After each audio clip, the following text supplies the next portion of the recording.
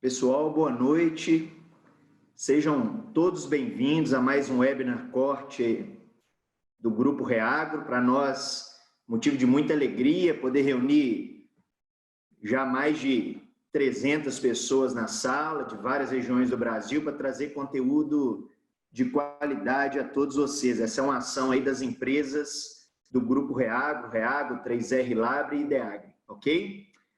E antes de iniciar, nós não poderíamos agradecer os parceiros que são também responsáveis pelas realizações dos eventos online.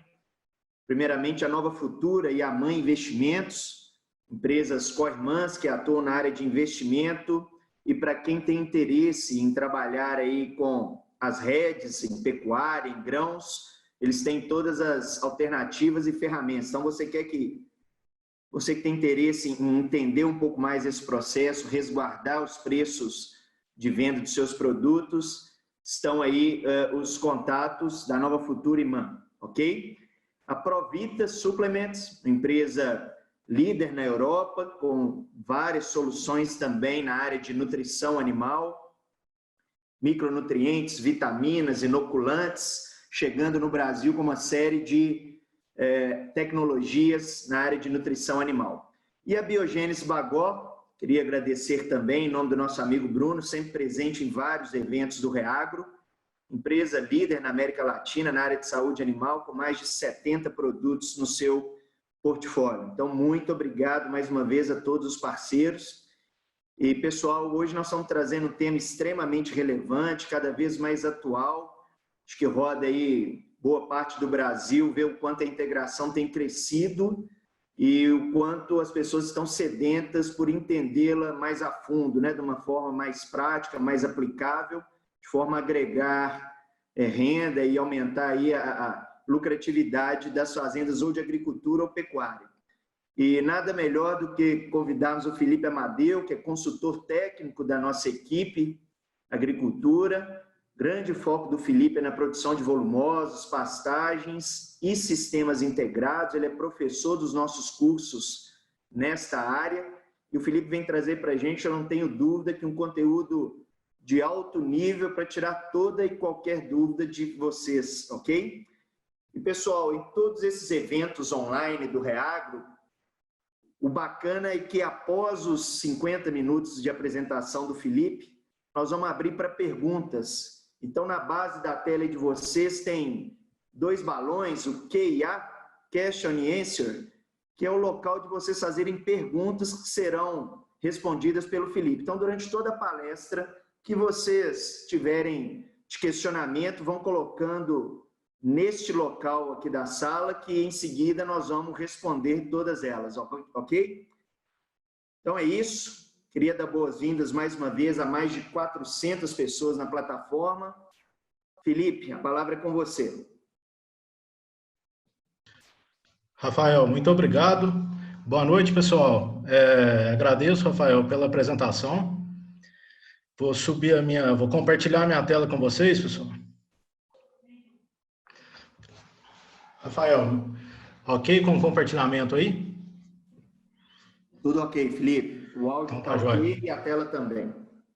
Pessoal, então é uma imensa satisfação para mim estar aqui hoje, podendo conversar um pouco com vocês a respeito de integração lavoura-pecuária a serviço da pecuária de corte.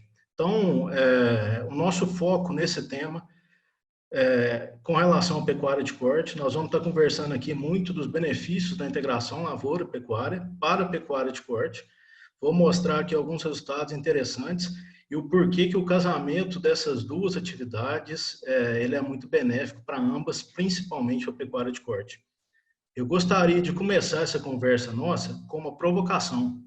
Essa aqui foi uma frase do Paulo Hermann, que é presidente da John Deere, onde ele fala que no futuro próximo a produção de proteína animal ficará por conta dos lavoureiros. E aí eu pergunto para você, será que ele tem razão disso? O que ele quer dizer de fato com isso, né? Então, esse é o primeiro slide da minha apresentação. Eu vou terminar essa conversa nossa com esse mesmo slide e ao longo da apresentação nós vamos conversar e entender de fato o que ele quis dizer com isso.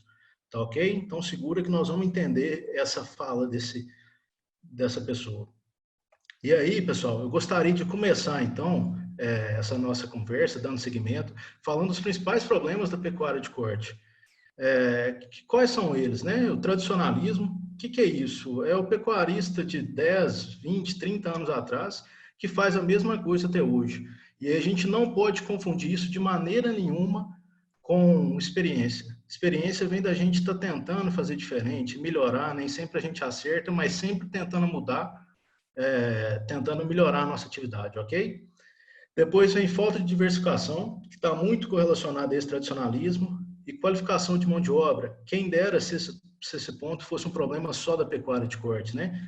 Acho que isso é um problema de todas as empresas, não só do agronegócio.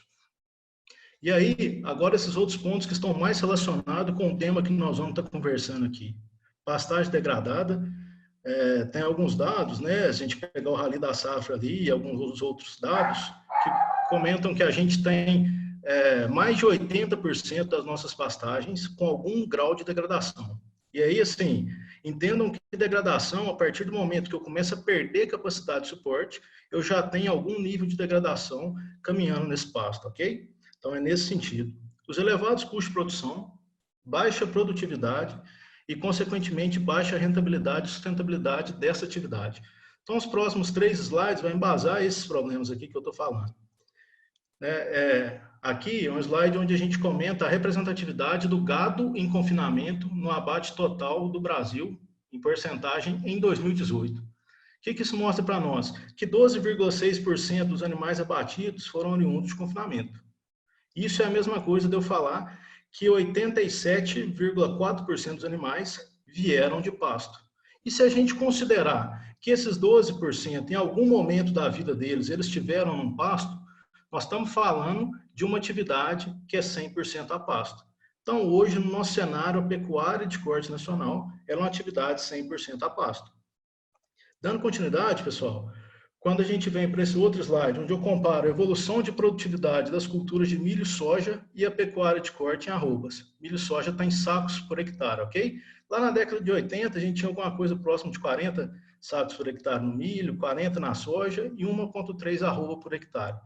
A gente vem evoluindo hoje, e hoje nós estamos próximo a 180 sacos de milho por hectare, 70 sacos de soja e 5 arrobas por hectare.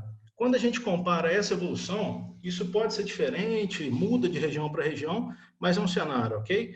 Quando a gente compara essa evolução em porcentagem, nós vemos que no milho nós evoluímos com 450%. Na soja nós estamos aí com 187%. E na pecuária nós estamos com 384. Então, em termos de evolução, nós estamos no par, nós estamos bem, estamos melhor que a soja.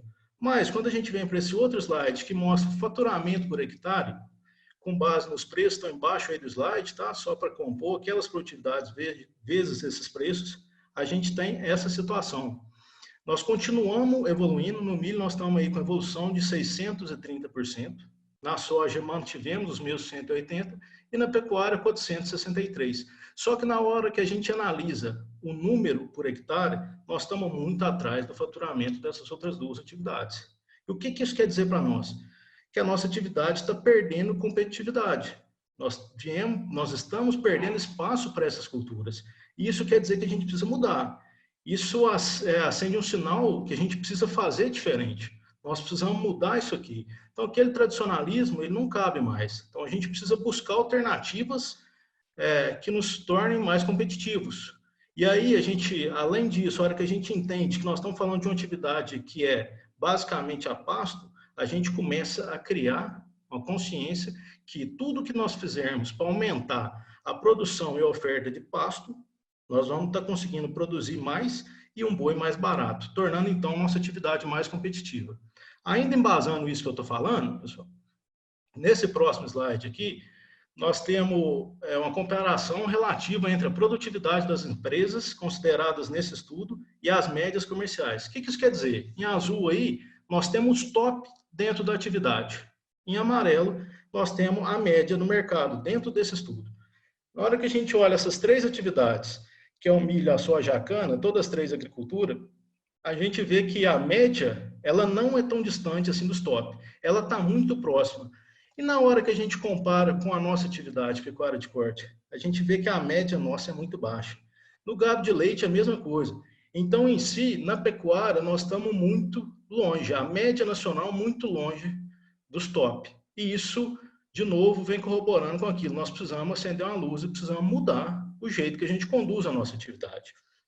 E aí, pessoal, dentro desse sentido, a gente começa agora falando sobre as evoluções que tiveram na agricultura, na agropecuária brasileira, que no primeiro momento, pensando na nossa atividade, foi a introdução do melhoramento de forrageiras tropicais. Pensa lá no marandu, né? Do braquiarão, introduzido aí nos anos 80, lá em Campo Grande. Eu tive a oportunidade de estar na primeira área de marandu, plantada pela Cacil, do ano passado. E aí essa forrageira se tornou mais de 80% da área plantada de pastagem no Brasil, e hoje nós enfrentamos dificuldades com ela, né? Que é normal, tudo que a gente utiliza, expõe demais, a gente gera problemas. Depois, no segundo ponto, nós tivemos a tropicalização da soja. O que é isso? A primeira soja que veio trazida para nós aqui, ela foi implantada na Bahia. E aí, o que aconteceu com essa soja?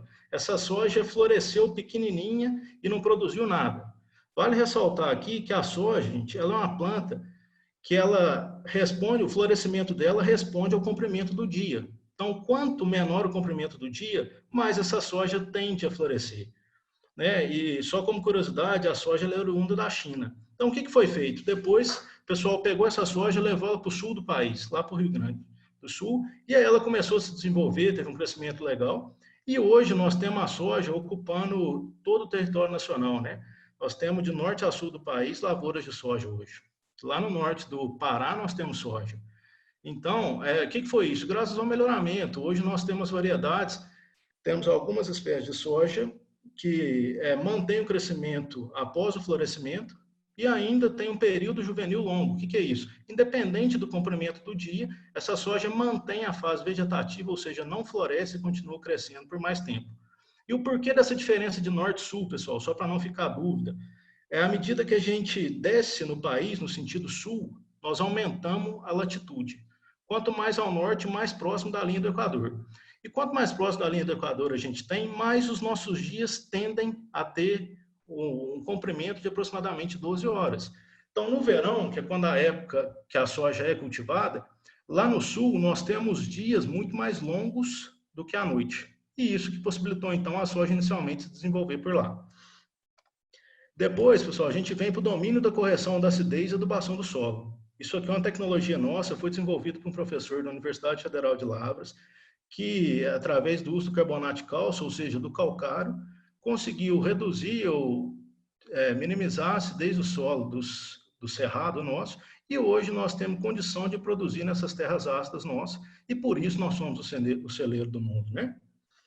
Depois a gente vem para uma quarta evolução, que é o sistema de plantio direto. Começou lá no sul, o que consiste isso? Simplesmente aquelas práticas de aração e gradagem, ou gradagem pesada e grade niveladora, antes do plantio de uma determinada lavoura, milho ou soja, ela não existe mais. Hoje a gente faz o plantio em cima da palha.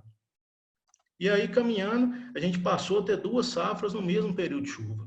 Então, assim, são poucos países que conseguem fazer isso, e nós até determinadas regiões conseguimos fazer até 3 safras, dependendo da combinação, mesmo sem irrigação. E por último, hoje nós estamos no advento da integração lavoura-pecuária e lavoura-pecuária-floresta. O nosso foco aqui é a integração lavoura-pecuária e trazendo mais voltado para a pecuária, ok? Mas o benefício é para ambas as partes. E aí, pessoal, entrando agora na integração lavoura-pecuária, só para contextualizar, o que é isso? Isso é um sistema de produção que integra o componente agrícola e pecuário em rotação ou em sucessão, na mesma área e um mesmo ano agrícola, ou por vários anos, em sequência ou intercalados. Então, rotação, o que é? Num determinado ano, durante as águas, eu faço uma atividade, no ano seguinte, no mesmo período, nas águas, eu faço outra. Em sucessão, eu tirar a soja, por exemplo, e colocar o pasto safrinha e vir comboio.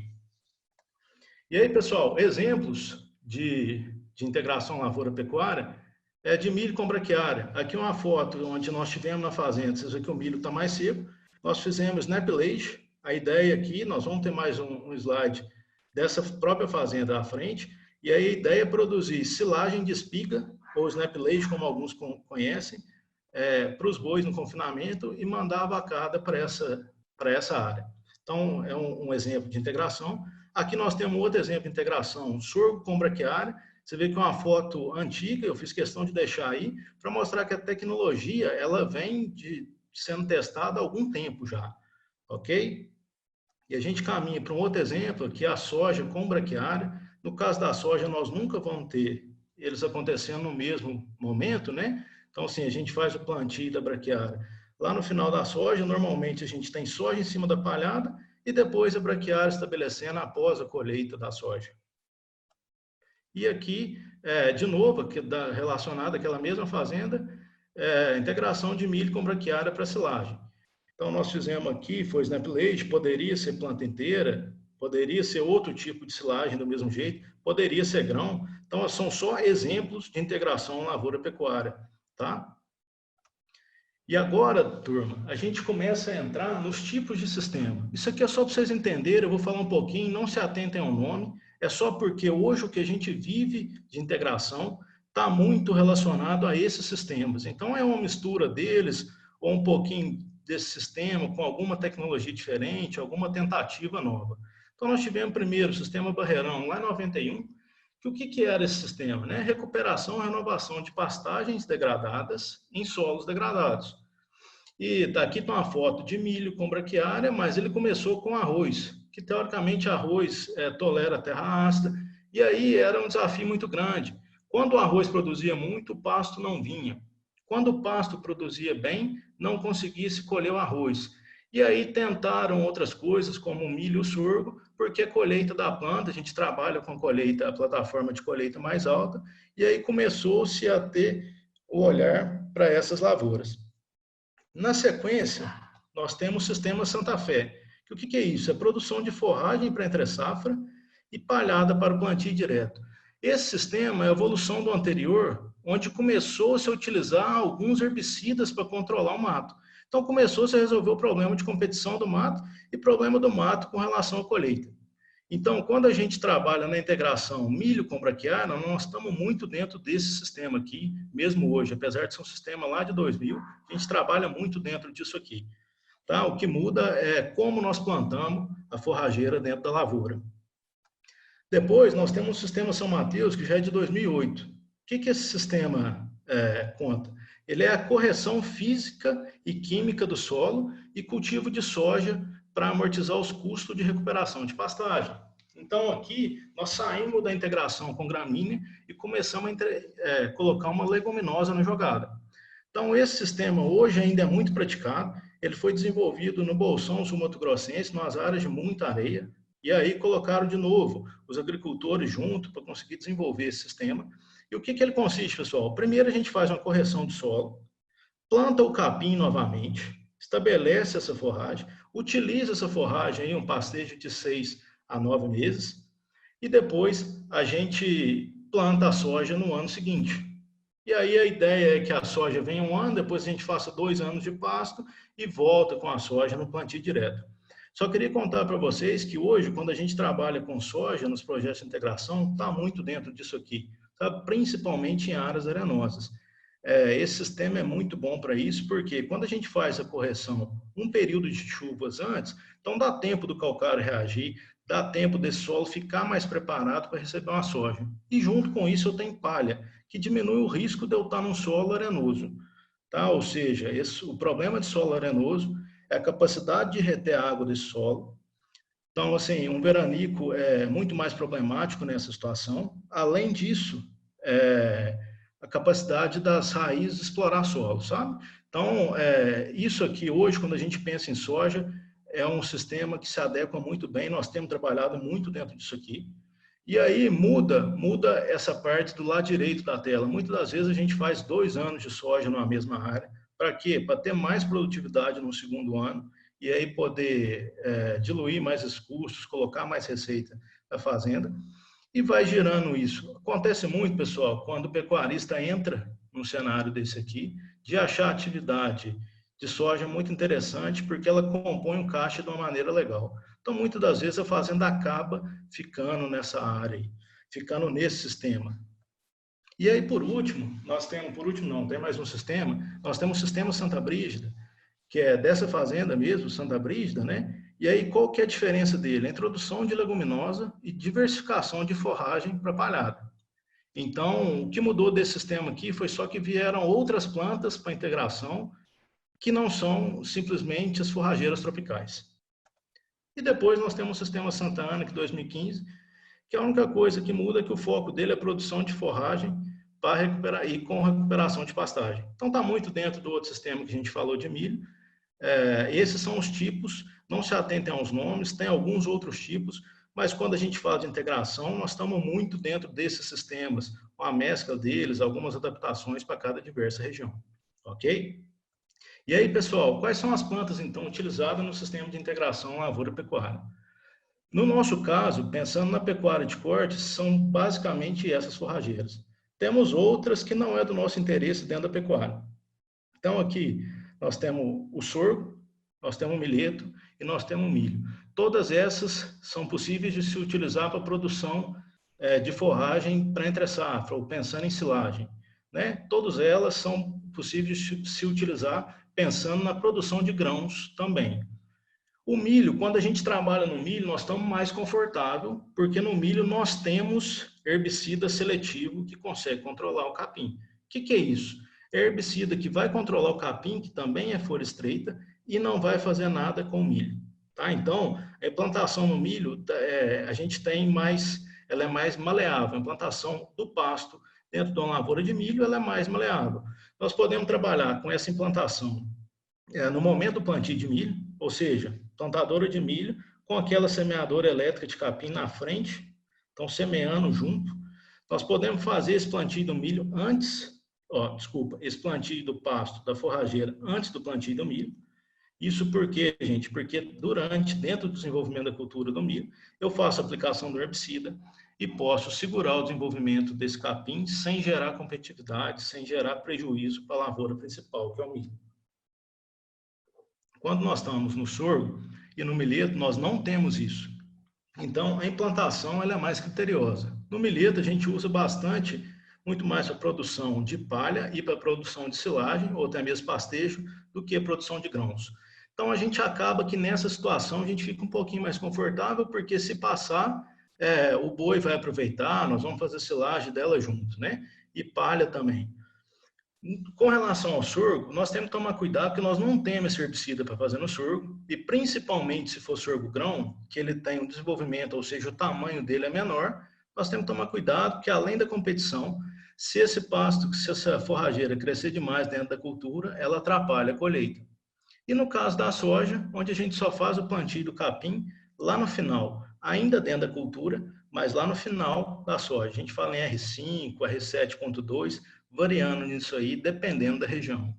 Se for possível, em regiões onde a gente tem um regime de chuva melhor, a gente faz essa implantação lá após a colheita da soja. Isso dá alguns confortos para nós podemos utilizar algum herbicida para controlar mato, para dessecar a soja. Quando eu uso um herbicida para dessecar a soja, eu antecipo a colheita em uma semana, eu ganho uniformidade para colher, e eu tenho que tomar cuidado para esse capim não atrapalhar a minha colheita. Porque lembrando sempre que colhedora é uma máquina que está preparada para processar material seco. Então, se eu tenho uma forragem verde lá dentro, umidade muito alta, atrapalha e gera muita perda. E depois, compondo ainda o nosso sistema de integração, nós temos o principal, no nosso caso, pensando na pecuária de corte, que são as forrageiras tropicais. Dentro dessas forrageiras tropicais, nós temos inúmeras possibilidades. As mais comuns, né, que a gente trabalha é a rosiziense. A rosiziense tem alguns benefícios. Quando a gente vai voltar com lavoura na mesma área, a dessecação dela é muito tranquila. E pensando na pecuária, a rosiziense tem um comportamento no primeiro ano de tender a se parecer com forrageiras de clima temperado. O que é isso? A parte fibrosa dela, ou seja, os talos dela, tem uma digestibilidade maior. Então, ela dá uma qualidade de forragem melhor. Piatã é uma que a gente também tem usado, podemos usar outras brisantas. E também os pânicos com mais critério, mais cuidado, porque nessa época do ano agora os pânicos tendem a estar florescendo, então quando floresce o crescimento dele reduz bastante, a qualidade cai muito, e se eu não manejar bem, eu começo a gerar um problema quando eu venho fazer lavoura no próximo ano, porque ele entolcera e quando ele entolcera, a plantadora tem dificuldade nesses pontos.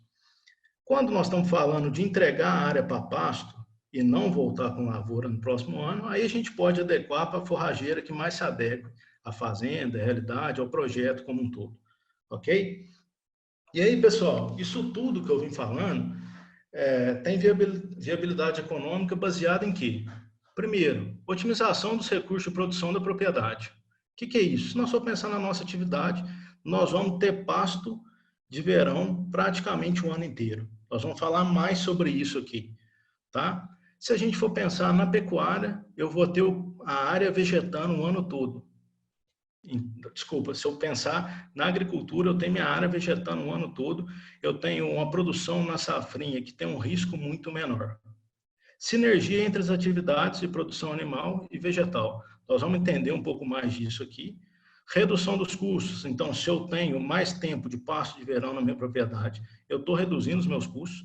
Se eu estou falando de uma lavoura, eu tenho menos problema com algumas pragas de solo, menos problema com relação a plantas infestantes. E a gente sabe que nós temos várias plantas infestantes dentro de lavoura que tem um custo de controle muito alto. E, por último, eu aumento a minha receita líquida. Então, nós vamos começar a falar ainda dentro dos benefícios. Então, quais são os benefícios desse sistema de integração? Falando de um monte de coisa, agora nós vamos começar a detalhar eles, ok? Dentro desses benefícios, nós temos recuperação ou reforma de pastagem degradada, pagamento total ou ao menos parcial dos custos de recuperação de pastagem pela produção de grãos, e recuperação da fertilidade do solo com a lavoura em área de pastagem degradada. Então, próximo slide. Ele está um pouco carregado, eu vou explicar para vocês, não preciso se atentar muito à planilha.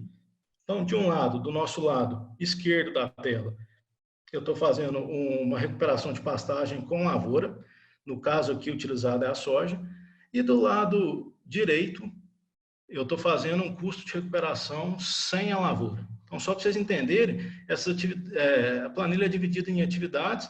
A primeira parte dela é o preparo de solo. Então, estou pensando só em hora-máquina para aplicação do calcário, aplicação do gesso, gradagem e análise de laboratório. Ela é igual para os dois lados, tá joia? E aí, para essa particularidade, isso aqui é um dado real que nós tivemos numa fazenda, numa propriedade, e para essa questão aqui em particular, para essa situação, a gente estava arrendando a máquina. Então, eu não quero que vocês se atentem ao custo, aos valores que estão aí, porque vai ser diferente para cada realidade. Mas eu quero que vocês se atentem ao comparativo dessa realidade.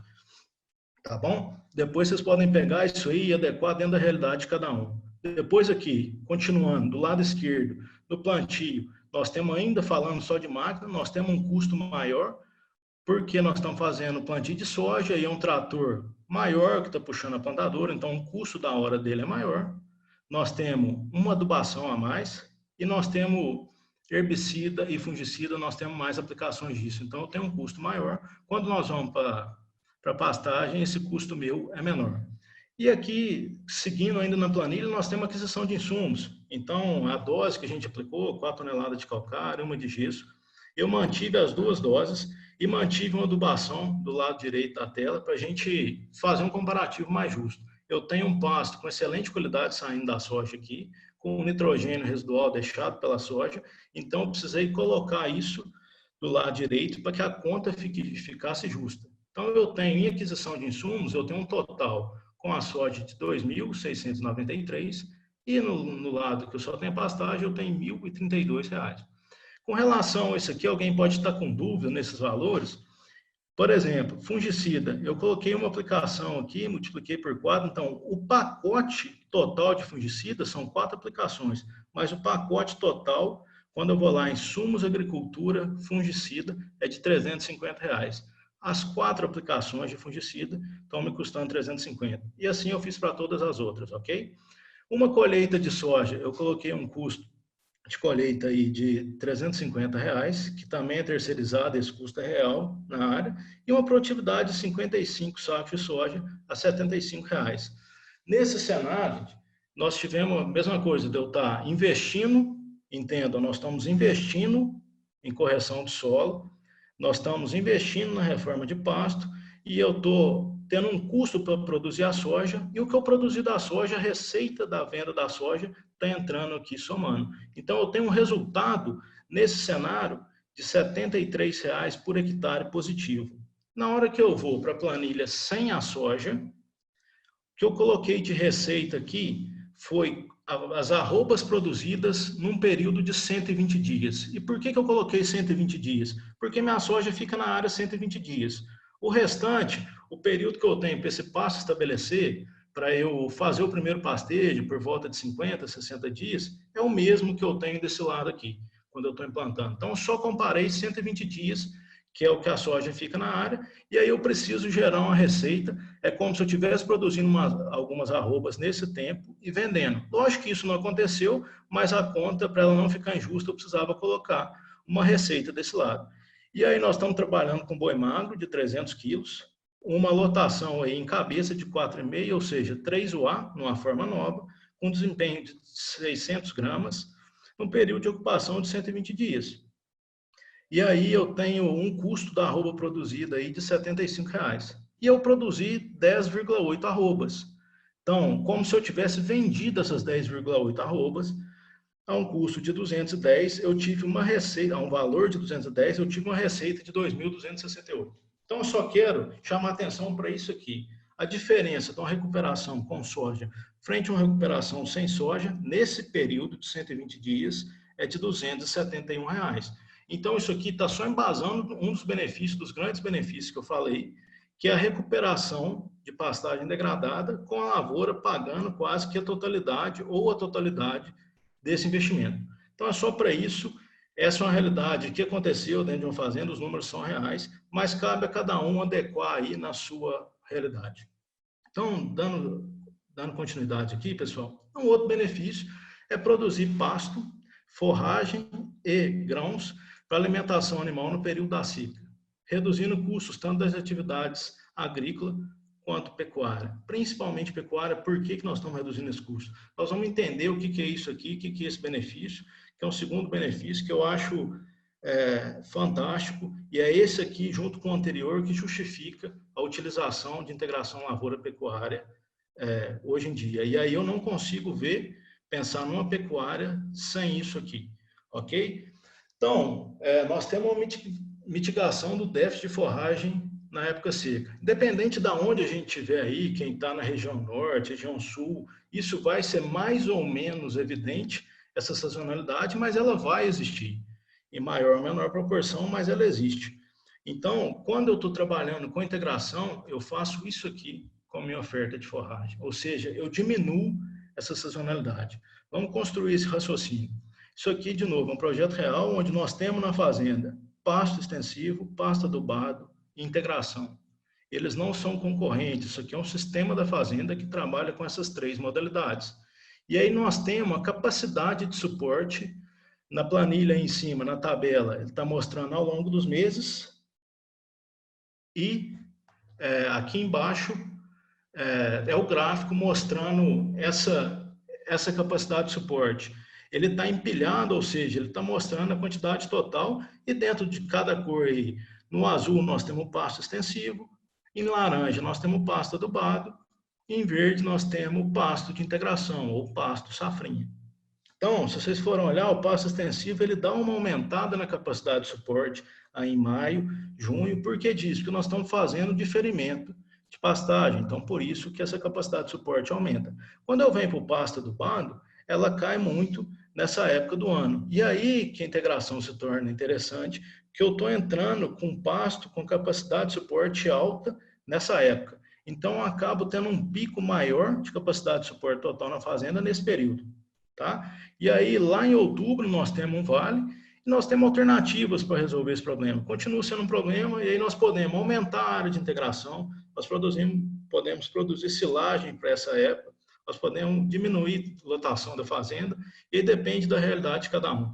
Mas o que eu quero mostrar é que a integração entra num período que a capacidade de suporte começa a cair, ela entra subindo isso e sustentando essa capacidade de suporte total da fazenda por mais tempo.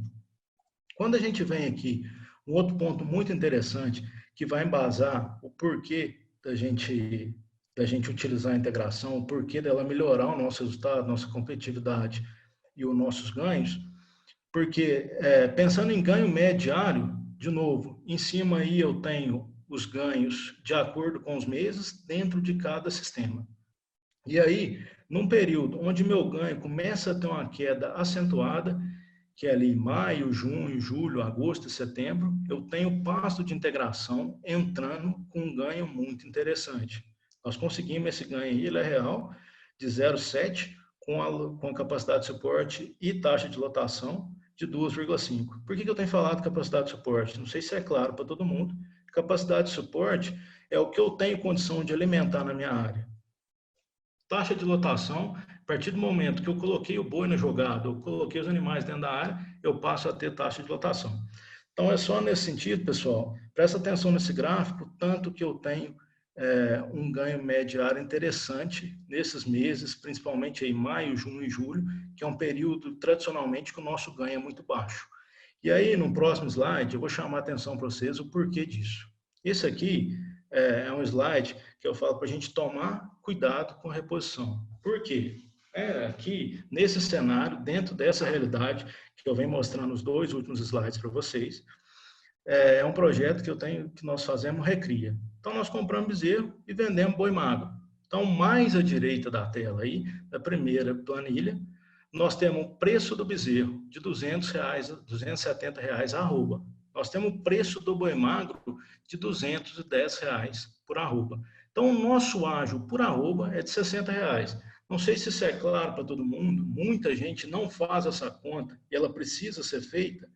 Esse ágio é a diferença entre o preço da arroba que eu comprei do bezerro e o preço da arroba que eu vou vender, que nesse caso aqui é boi magro.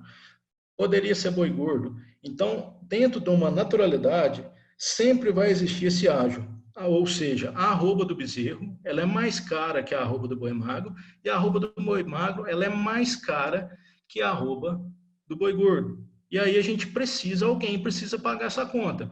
Então, só para vocês entenderem como é que eu fiz esse custo do ágio aqui, eu estou comprando um bezerro de 210 quilos. Então, ele tem 7 arrobas. Se eu entro com esses bezerros com um ágio de R$60, 7 vezes 60 me dá um ágio total de R$420. Aí eu peguei esse ágio de 420 e precifiquei ele em arroba e dividi por 365 dias do ano. Para que isso? Para eu saber aqui no gráfico, embaixo em azul, qual que é o meu custo do ágio.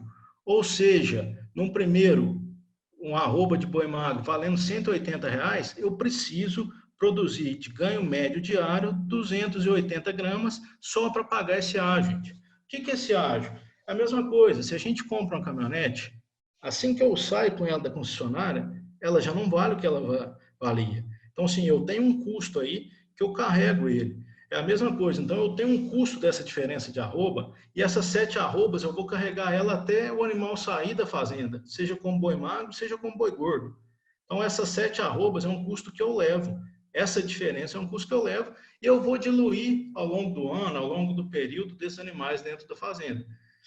Então, eu fiz esse cenário aqui com o preço do boi variando, vocês olharem embaixo no gráfico, R$180 a arroba do boi magro, R$190, R$205 e R$210.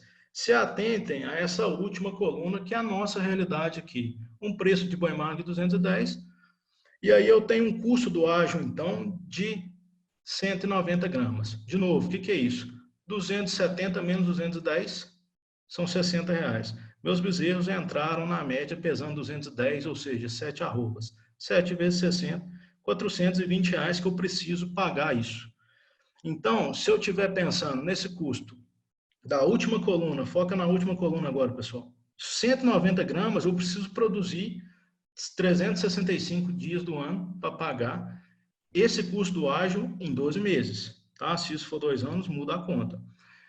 Em amarelo, eu tenho o custo meu operacional, que isso aqui é o custo fixo mais nutrição. Ele varia também de acordo com o preço da minha arroba. E aí eu tenho um custo total, ou seja, só para eu pagar, se eu produzir 430 gramas dia, eu não estou ganhando nada, eu estou só pagando o meu custo do ágio e o custo fixo mais nutrição. Então, quando eu pergunto para vocês, produzir 430 gramas na média em um ano é possível? É muito possível. A gente vê que é muito possível. O problema é esse. E na seca? A gente consegue um ganho de 430 gramas? Difícil, pessoal. A gente não consegue esse ganho. Então, assim, a gente consegue um ganho de 300 gramas quando a gente é bom. Então, o que acontece? Se eu não estou ganhando o que eu preciso para pagar meu custo, vocês concordam comigo que eu estou acumulando, eu estou carregando um custo para o período das águas? E aí, no período das águas, quando eu estiver ganhando lá 600 gramas, 700 gramas, não vai ser só os 400, 300 para pagar o meu custo. Tem um pouquinho mais que eu não paguei no período seco. E aí, pessoal, é comum na seca a gente ver boiada não desempenhando nada. Então, quando esses bois não desempenham nada, essa arroba fica muito mais cara, esse custo fica muito mais caro, e eu arrasto isso para o período das águas, que é onde eu teria que ganhar dinheiro. Então, diante disso, quando eu entro com a integração, o negócio fica muito interessante. Olha só, pessoal, esse dado aqui, continuando o mesmo projeto, nós estamos no primeiro ponto da tabela, o A por hectare, ou seja, capacidade de suporte, taxa de lotação, pois nós estamos com um ganho, que a gente já viu anteriormente, e agora eu tenho uma lotação em cabeça por hectare, já evoluindo o peso com relação a esse ganho tudo. E aí, com relação, fazendo a conta dessa cabeça, vezes o ganho, vezes a quantidade de dias, eu tenho essa produção de arroba. Eu tenho essa produção de arroba de 5 arrobas por ano no pasto extensivo, 25 arrobas por ano no pasto adubado e 8 arrobas no pasto safrinha, pensando ali em 5 meses. E aí é o mesmo cenário, tá, pessoal? É a mesma conta. Eu tenho um bezerro de R$ 9,00 o quilo, com 210 quilos, ou seja, uma arroba de 270 do bezerro e um custo do bezerro de R$ 1.890. E eu vou vender, eu estou vendendo essa arroba de boi magro por 210. Então, eu tenho uma produção dentro de cada realidade, pasto extensivo, pasto adubado e pasto de safrinha. E aí eu tenho um faturamento na próxima coluna, que é a minha arroba produzida, vezes o valor da arroba de 210. Então, eu tenho um faturamento por ano. E aí eu tenho um custo por cabeça dentro de cada realidade. E aí, num pasto extensivo, esse custo é de R$ 78,00 por cabeça mês. Num pasto adubado, ela não está aqui, mas eu estou falando para vocês, é de R$ 90,00 cabeça mês. E na de integração, esse custo vai para R$ 68,00 cabeça mês.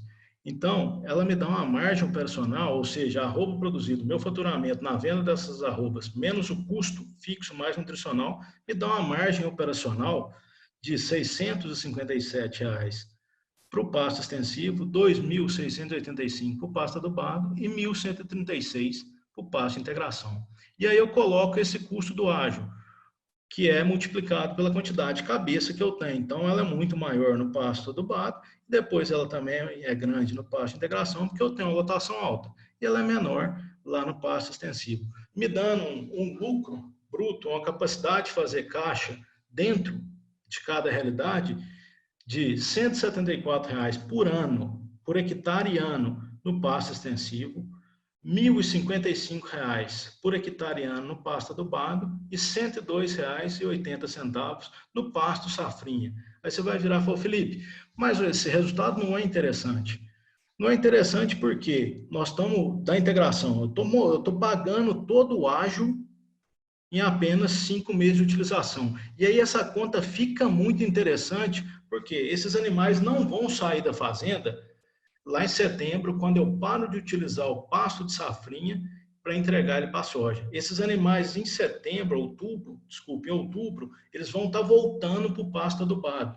E o que eu quero dizer com isso? Esses animais voltam para o pasto adubado sem carregar nenhuma conta. O que é isso?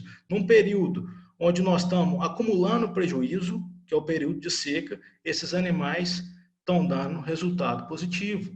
Ou seja, eles não levam nenhum custo para o pasto adubado no próximo ano. E aí a conta fica muito interessante, pessoal. É isso que eu quero dizer. Que esses animais que saem da integração, eles já saem com o custo do ágio todo pago. Então, o resultado dele no próximo ano vai ser simplesmente o valor da arroba produzida menos o custo dessa arroba. Então, a conta fica muito interessante. É quase que eu tirar os 1.620 da linha de cima aí do pasto adubado. Então, assim, eu multiplico mais, eu somo mais R$ 1.500 nesse resultado do pasto adubado no próximo ano. Então, nós vamos para um faturamento por hectare de aproximadamente R$ 2.500, R$ 2.600, porque esses animais já pagaram o ágio na integração, ok? Então, de novo, se a conta fosse, ela tem outra metodologia para fazer, nós podemos fazer diferente, mas aqui eu quis mostrar para vocês a integração pagando todo o ágio e o lucro meu vindo no próximo ano. E aí, pessoal, esse outro gráfico aqui corroborando o que eu estou falando para vocês. Aqui embaixo, a linha azul claro, eu tenho o desembolso mês, tá? Que é o custo fixo mais nutrição. A linha azul escura eu tenho o custo da minha arroba produzida e a linha em verde eu tenho o custo da arroba produzida na integração. Por que que esse custo dá um pico aqui em junho, julho, agosto, né? Primeiro, porque eu estou na seca, então eu produzo muito pouco, meus animais desempenham pouco, eles saem lá de 700 gramas, cai para 300. Então, por isso que a minha arroba fica muito caro. Quando eu entro com a integração, eu tenho um desempenho legal, ainda com a lotação alta. Então, eu consigo diluir esse custo da minha arroba produzida, fazendo a minha atividade, então, tornar mais competitiva. Estou ganhando mais dinheiro nessa situação. Aqui, só a título de curiosidade, nós tivemos um pico de outubro com o custo da arroba produzida, porque foi sequestro, então, alimentação muito cara nesse cenário. E aí, pessoal, então eu falei da oferta de forragem, que é o principal ponto. Lembra disso, né? Eu vi o professor Ricardo falar uma vez, e se a gente está num churrasco, nós vamos saber se a gente come muito ou pouco primeiro se tiver comida. Então, nós temos que chegar lá no balcão para poder ter acesso à carne. Depois que nós chegamos, nós vimos que tem muita carne, e nós vamos comer mais ou menos se a carne estiver boa. Os animais é a mesma coisa. Então, primeiro eu mostrei para vocês que a gente tem oferta. E aí depois eu quero mostrar aqui nos próximos 3 slides que nós temos qualidade também. Então, aqui é uma análise bromatológica de um pasto de verão, de braquiária, tá bom? Eu chamei atenção para a proteína, tem outros fatores aqui, outros indicadores que indicam qualidade, mas só para a gente comparar isso, só para mostrar para vocês. Então, num pasto de verão tem 14% de proteína. Na hora que eu vou para um pasto de seca, de braquiária, mesmo pasto, tenho 5,9% de proteína, pensando em proteína bruta, se a gente for para disponível, isso é menor ainda. E aí, quando eu venho para uma análise de um pasto de integração, eu tenho os mesmos 14% de proteína.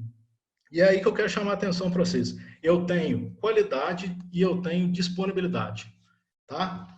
E aí, pessoal, então, continuando ainda, eu acho que esses dois pontos são os grandes pontos-chave da integração, dos benefícios da integração para a pecuária.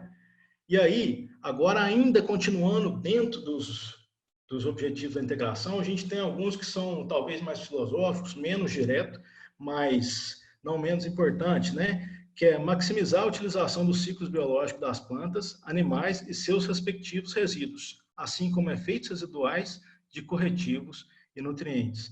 Reduzir e aperfeiçoar a utilização de agroquímicos. Porque, assim, se eu garanto que eu tenho mais forragem na minha área, qual que é o melhor herbicida que eu tenho? Pensando em pastagem, é capim, é volume de capim em cima da área. Se eu tenho volume de capim, eu não tenho outra planta chegando. Sempre alguma coisa vai ocupar a minha área. Então, se eu tenho pasto, eu não tenho espaço para outra coisa. Aumento da eficiência no uso de máquinas, equipamentos e mão de obra. Gera emprego, renda e melhora as condições sociais no meio rural. Redução dos riscos climáticos, mercadológicos e impactos ao meio ambiente.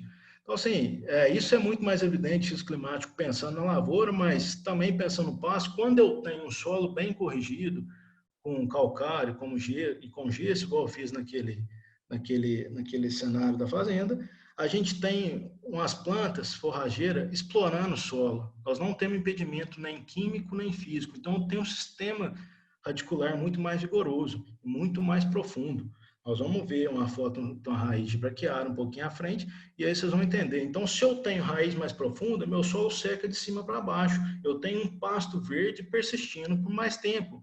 Mercadológico, porque num período onde está todo mundo ficando sem oferta de forragem, a gente tem oferta de forragem. E aí nós podemos usar isso como estratégia até para a compra de animais num período mais oportuno, dependendo da realidade.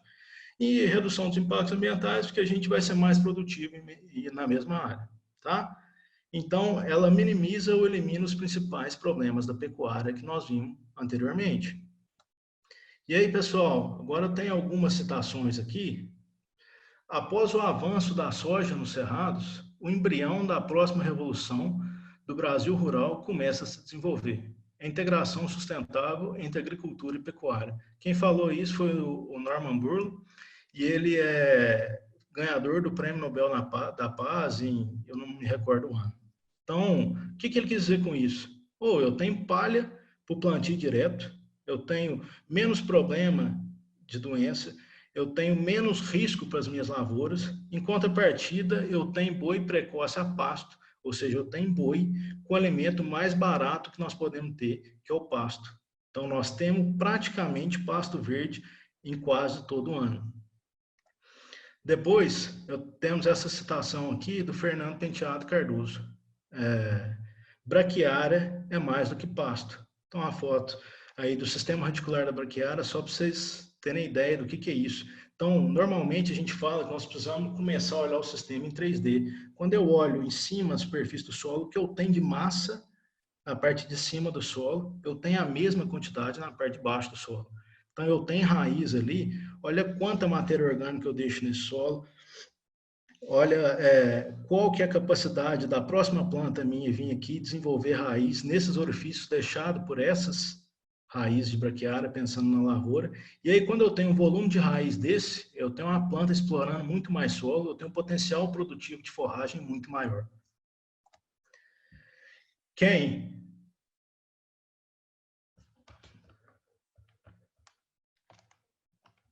usa o sistema de integração lavoura-pecuária tem que errar muito para quebrar. Então, isso aqui é só um exemplo, pessoal. Olha só, 3 safras em um ano. Colheita da soja em 15 de janeiro, com produtividade aí de 60 sacos por hectare.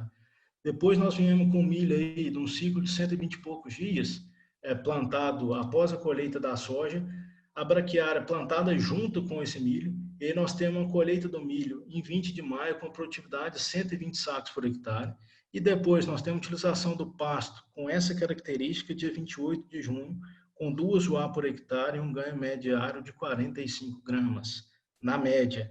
Isso é média de utilização. Então nós estamos ganhando dinheiro durante o ano todo. E é isso que eu chamo a atenção de vocês. Então, assim, se a gente faz isso, nós vamos ganhar dinheiro. Nós podemos perder dinheiro um pouquinho, ganhar menos na soja, ganhar menos no milho, mas aí entra o gado compensando isso e vice-versa. Então, quem usa o sistema de integração tem que errar muito para quebrar. Isso aqui é só um exemplo que é possível a gente fazer dentro do sistema de integração.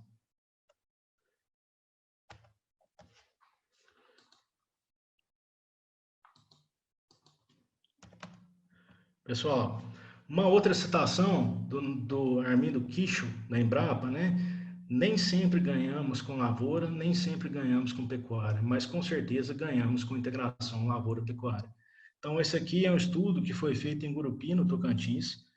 E aí, assim, aqui embaixo tem a fonte e tem as características desse estudo. Eu só queria mostrar para vocês, no primeiro tratamento, então, isso aqui são 5 safras comparando os resultados.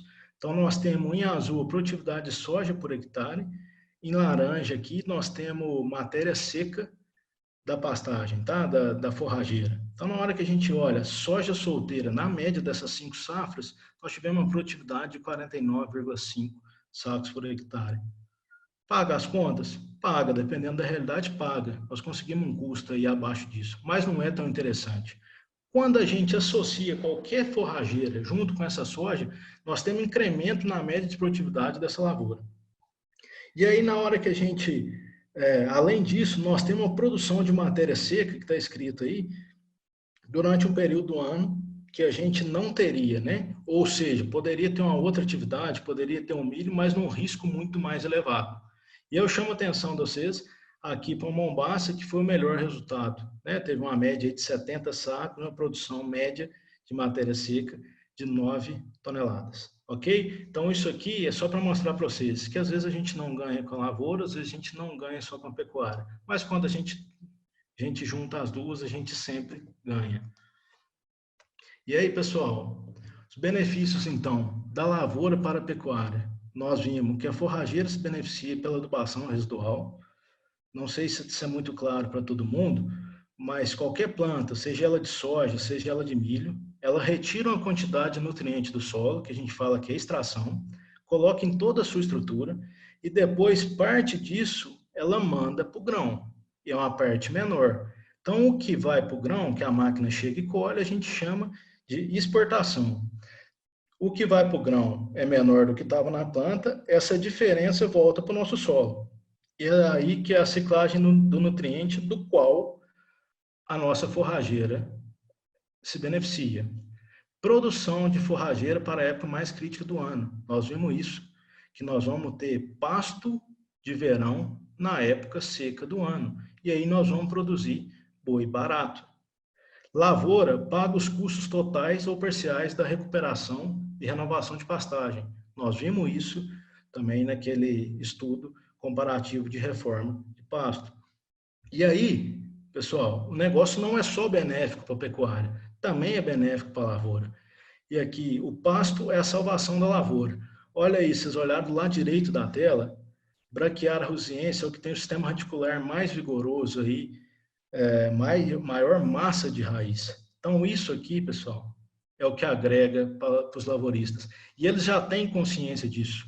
Lembra que o que eu tenho embaixo, eu tenho em cima do solo também. Então, eu tenho palha em cima do solo, que reduz a perda de água, diminui a temperatura, então eu consigo estabelecer uma lavoura mais facilmente. Eu tenho uma lavoura sentindo sede com menor frequência, ou seja, a quantidade de água armazenada no solo ela é maior, e eu tenho esse tanto de raiz aí embaixo do solo, criando poro para o solo reter água, criando espaço para a raiz da soja, raiz do milho, raiz do sorgo, tá explorando o solo, conseguindo pegar mais água e mais nutriente e sendo mais produtivo.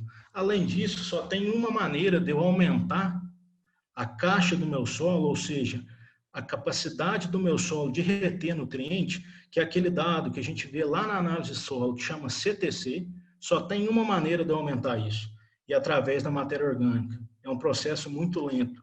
Só a título de informação, 10 toneladas durante 10 anos, eu aumento 1 centimol de carga. Então, sim, demora, mas é a única maneira. E aí os agricultores já estão vendo isso. E por isso que é cada vez mais comum a gente ver área de lavoura com palha. Hoje é difícil, na verdade é difícil a gente achar área de produção agrícola, ou seja, de lavoura, sem palha no sistema. E aí, pessoal, como eu comentei com vocês que eu ia começar a apresentação com aquele slide e terminar com esse slide, agora, repetindo, no futuro próximo, a produção de proteína animal ficará por conta dos lavoureiros. Eu acho que ele foi muito feliz de falar isso, por quê, pessoal? Isso não quer dizer que que o pecuarista vai acabar, que todo pecuarista vai ter que plantar lavoura. Não, não é isso. De tudo que nós vimos, lembra lá dos problemas da nossa competitividade, nós precisamos aumentar a competitividade, nós precisamos ser mais eficientes para produzir, nós temos que criar consciência que nós somos lavourista. A gente precisa ser eficiente para produzir comida. E a comida mais barata que nós temos é o pasto. Então, a gente tem que começar a encarar uma área de pastagem, de forrageira, como uma lavoura de capim. Por que a gente tem que ser diferente do agricultor? A gente não planta, a gente não conduz, a gente não aduba, combate uma praga quando é necessário, pelo menos em parte da fazenda. Não estou falando que a gente tem que intensificar a fazenda inteira, não, porque isso é loucura, ninguém faz isso, isso é antieconômico. Nós precisamos ter consciência de utilizar da melhor maneira possível a nossa pastagem. E aí, quando eu falo isso, pessoal, a gente tem que diminuir aquela distância dos top da média nacional. E por que eu estou falando que a gente precisa chegar mais perto, aprender a conduzir igual os agricultores? Vou só dar um exemplo para vocês. Vamos lá, um agricultor, se ele que vai plantar soja, quando ele compra um saco de semente de soja, o que tem dentro desse saco? Soja. Se ele vai comprar, vai plantar milho, ele compra um saco de semente de milho, o que tem dentro do saco de semente de milho? Semente de milho. E no sorgo, o que tem dentro de um saco? Semente de sorgo. Parece óbvio, não é, pessoal? Mas vamos pensar na nossa realidade. Nós, pecuaristas, quando nós compramos um saco de semente, o que vem dentro dele? Semente e mais sei lá o que. Entendeu? Vem terra, vem semente de planta daninha, vem ovo de praga e tudo mais. Então a gente tem que ser caprichoso no que a gente faz. E nós temos que ser eficiente, tanto em produzir nossa lavoura, que é a lavoura de pasto, como em colher essa lavoura. E aí, pessoal, nós temos uma dificuldade maior do que os agricultores, que o agricultor vai lá e coloca a máquina, tem dificuldade de chuva, de barro, e soja mais úmida, mais seca, mas ele coloca a máquina. Nós terceirizamos a nossa colheita. Quem faz a nossa colheita é o boi. Então, assim, a gente precisa ser eficiente nesse sentido. E aí, só um título de curiosidade, pessoal, quando a gente maneja pasto bem, vocês sabem quanto de nitrogênio a gente utiliza para conseguir produzir forragem ou produzir comida para sustentar uma unidade animal por ano? Quando eu manejo bem, ou seja, eu colho na hora que precisa, eu preciso de 60 quilos de nitrogênio por hectare para eu sustentar uma unidade animal a mais. Quando eu não colho bem, ou seja, eu não manejo de forma eficiente meu pasto, esse valor vai para 160 quilos de nitrogênio. Então, se nós temos uma comida barata, nós estamos falando que nós estamos numa atividade 100% a pasto e nós temos ferramenta para produzir pasto de qualidade praticamente o ano todo. Só que nós temos que ser eficientes em saber colher. Então, por isso que eu acho que ele foi feliz nesse sentido. Eu interpreto essa fala dele nesse sentido. Nós precisamos criar essa consciência. E aí, pessoal, eu disse que eu ia acabar a apresentação com esse slide. E aí eu tenho mais uma frase para vocês, que é: o alimento é a principal arma para se manter a paz no mundo. Então, a gente viu isso dentro da realidade que nós estamos vivendo, tanto de campanha aí falando o agro não para, o agro não para. De fato, não para mesmo, o agronegócio como um todo não para. E o agronegócio vai ser o motor para a gente conseguir superar essa crise. Tá? Então, assim, eu deixo esse recado e acho que a gente está muito feliz de estar dentro dessa nossa atividade, nesse momento. E aí, pessoal, finalizo agora, terminando mesmo, eu finalizo com essa frase, que pode ser corriqueira para alguns, do conhecimento de muita gente aí, mas é uma frase que eu gosto muito, que eu acho que se adequa demais à situação da nossa atividade, onde nós precisamos mudar, nós precisamos ser mais competitivos, e ainda mais nessa situação que nós estamos vivendo hoje, né? A nível de Brasil, a nível de mundo, que o Einstein era chamado de louco, né? E aí ele fala que insanidade é continuar fazendo sempre a mesma coisa e esperar resultado diferente. Então, sim, nós estamos passando por uma fase aí que a gente precisa, nós vamos ter que se reinventar, nós vamos ter que ser mais eficientes, descobrir coisa nova. Então, acho que essa frase cabe demais para essa nossa situação e para a nossa atividade. E aí, pessoal, aqui está o meu contato. Eu agradeço demais a participação, agradeço vocês estarem com a gente aí 9 horas da noite, né? Uma terça-feira, num feriado. E espero realmente ter contribuído de alguma forma com vocês. Eu vou ficar à disposição aqui para as perguntas, mas antes disso eu passo a palavra para o Rafael, ele tem alguns comunicados a fazer. Obrigado, pessoal. Muito obrigado, Felipe, pela excelente palestra, muito esclarecedora e, o mais importante, muito pautada em resultados, em números reais. Então, a gente saiu aí da teoria da integração e veio para o que está acontecendo nas fazendas que tem feito da maneira correta. Parabéns mesmo. Nós estamos segurando mais de 500 pessoas aqui na palestra, 505 pessoas nesse momento, gente do Brasil inteiro, Sinop, Balsas, Marabá, gente Imperatriz do Maranhão, grupo das fazendeiras, um grupo de mulheres do agro que fazem um excelente trabalho, um trabalho diferente na região, gente da Venezuela, enfim. Hoje, realmente, muito tempo que a gente não coloca 500 pessoas na sala. Muito obrigado a todos. E, pessoal, agora a gente costuma falar para a cereja do bolo do nosso momento de webinar, que é a hora de fazer perguntas para o Felipe. Então, todo mundo que tem interesse em tudo que foi dito nessa 1 hora de bate-papo, usem, por favor, a caixa QIA na base aí do visor de vocês para fazerem as perguntas que eu vou repassando elas para o Felipe, ok? Felipe, você dá o stop aí na sua transmissão, por favor?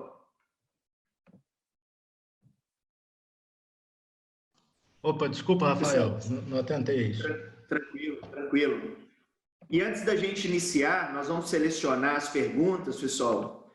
Queria apresentar para vocês algumas oportunidades, mas antes, apresentar ainda para quem não conhece o Grupo Reagro, as empresas que compõem o grupo. Hoje são 6 empresas, o Reagro Consultoria, lado a lado aí com o Reagro Ensino, Reagro Consultoria assistindo médios e grandes projetos em várias regiões do Brasil, nas áreas de leite, corte, café e grãos. O Reagro Ensino com os treinamentos gerenciais e de pós, também nessas 4 áreas. Para quem tem interesse em conhecer um software para gerenciar tanto a área técnica em fazendas de agricultura e pecuária ou gerencial financeira, o Ideagri é uma das plataformas hoje mais utilizadas, são mais de 5.000 fazendas, ok? 3R Lab, nós vamos falar em seguida, o laboratório do grupo, e o Reagro Pesquisa e Biomip, são também empresas aí sediadas no sul de Minas, fazendo um trabalho de desenvolvimento de variedades, validação de alguns experimentos. A Biomip, uma empresa, uma startup de produção de insetos para controle biológico, ok? Bem objetivamente, pessoal, estão aí algumas grandes oportunidades de treinamento com esse nível de discussão que o Felipe trouxe hoje para o nosso bate-papo. Inclusive, ele é professor nos cursos de pós e de gestão da nutrição do Reagro. E para quem está procurando algo online nesse momento, nós temos aí a pós em produção e manejo de pastagens, para começar agora, daqui a um mês, e lançamos também essa semana o curso de gestão na pecuária de corte no formato online. Então, o nosso maior sucesso aí no gado de corte, agora também no formato digital. Está aí o contato da Ludmila, toda e qualquer dúvida, podem perguntar, ela está de plantão durante todo o nosso evento, ou então, para quem tiver interesse em acessar o nosso grupo de Telegram, lá também vocês conseguem ter acesso a todas as informações, ok? Passando rapidamente a palavra para o Gustavo, colaborador do 3R, para falar também de algumas oportunidades que o laboratório está trazendo para vocês. Gustavo, a palavra é sua. Obrigado, Rafael. Pessoal, boa noite. Eu sou o Gustavo, sou supervisor comercial do 3R Lab, é um laboratório do Grupo Reagro. Nós fazemos análise de solos, análise de minerais, análise de silagem, rações, ingredientes, água.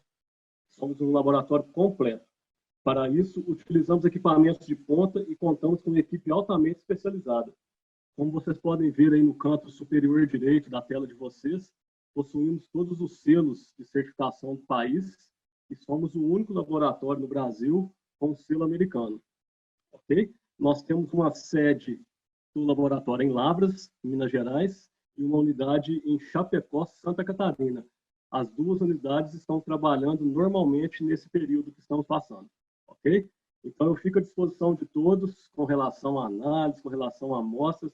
O meu contato está aí, 35 98874 0153. 35 98874 0153. Podem ficar à vontade para estar me chamando. E para todos que estão presentes aqui hoje, até no final da noite aí, eu peço que vá no Instagram do 3R Lab e siga o nosso Instagram, porque amanhã vocês vão estar participando de um sorteio para concorrer a prêmios. Ok? Muito obrigado, pessoal. Muito obrigado, Gustavo.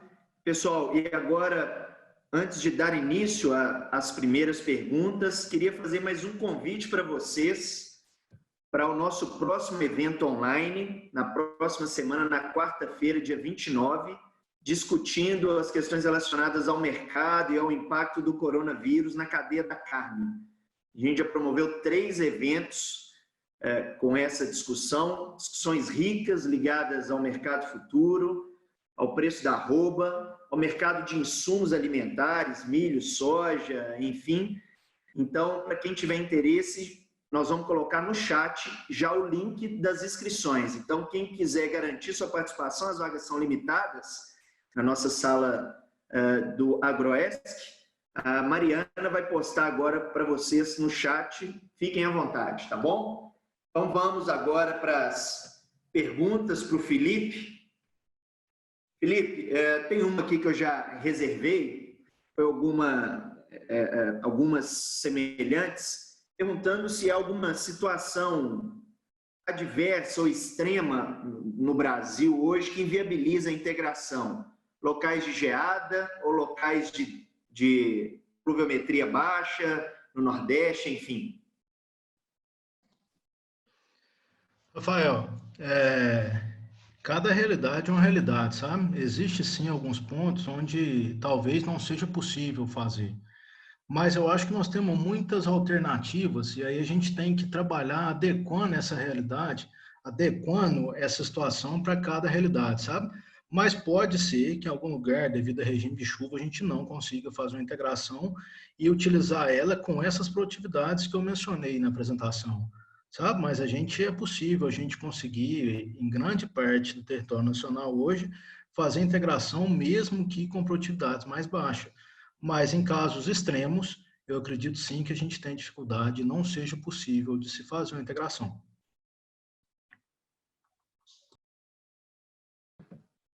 Perfeito, Felipe. Uma outra pergunta aqui do Ricardo Vaz, relacionada à rotação de culturas.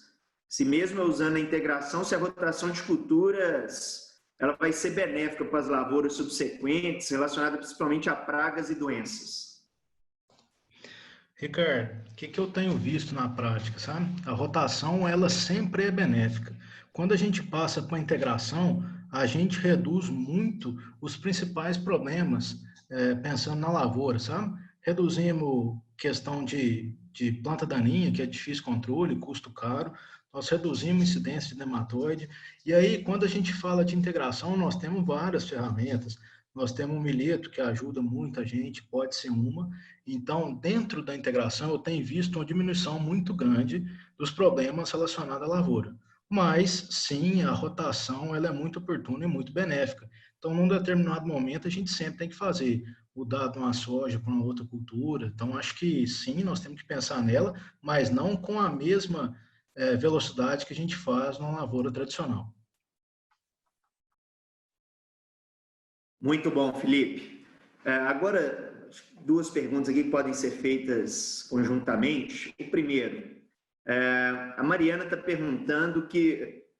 relatando que ela planta o capim aí 40 dias depois da soja.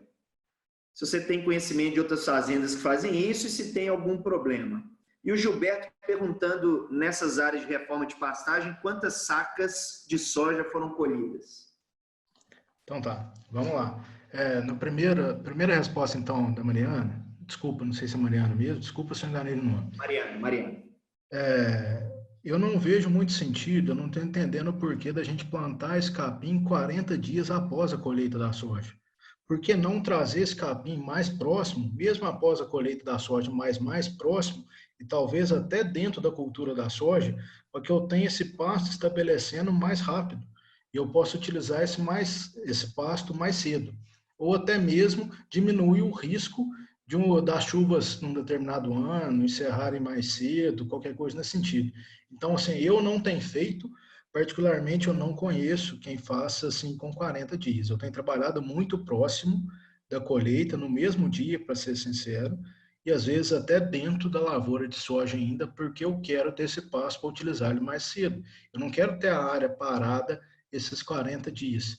Né? Lembrando que sempre que eu planto o pasto, eu tenho que esperar esse pasto estabelecer para eu utilizar. Então, o plantio e utilização ele é diferente. O plantio a gente faz ele no momento da colheita, o mais rápido possível dentro da soja, só que a utilização, o primeiro pastejo que a gente faz para estimular o perfilhamento com lotação alta, animais mais leve possível, a gente faz aí em torno de 50 dias. E a outra pergunta foi com relação, não sei se eu fui claro, viu, Mariana? Mas a outra pergunta, com relação à produtividade da soja nessas áreas de reforma, o que tem acontecido? A gente tem desmistificado esse efeito pronunciado de primeiro ano nas lavouras de soja, desde que a correção de solo seja bem feita. Se eu faço uma correção de solo bem feita, eu tenho conseguido ter lucro na soja já nos primeiros anos. Então, é recorrente, até mesmo comum, a gente conseguir produtividade aí próxima a 60 sacos, 55 e até superior a 60 sacos em áreas de primeiro ano, desde que a correção seja bem feita. Por isso que eu falei lá que às vezes eu não faço só um ano de soja, eu faço 2 anos de soja, né, na mesma área, para a gente poder diluir o custo de investimento, que ele é alto.